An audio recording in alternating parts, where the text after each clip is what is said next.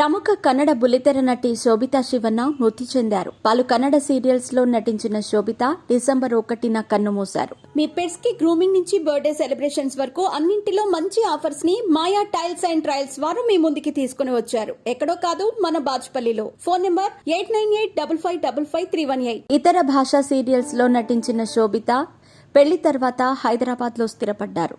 సకలేష్పూర్కి చెందిన శోభితా శివన్నకు మొదటి నుంచి నటనపై ఆసక్తిగా ఉండేది. వచ్చిన అవకాశాలన్నింటినీ సద్వినియోగం చేసుకుంటూ బుల్లితెరపై తనకంటూ ప్రత్యేక గుర్తింపు దక్కించుకుంది.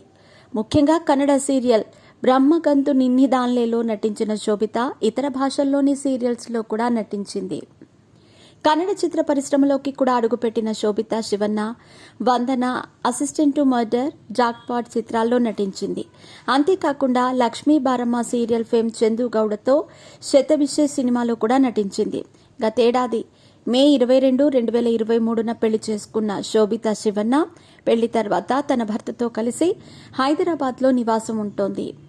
ఏం జరిగిందో తెలియదు కానీ ఆదివారం తన ఫ్లాట్లో శోభిత విగతజీవిగా కనిపించింది.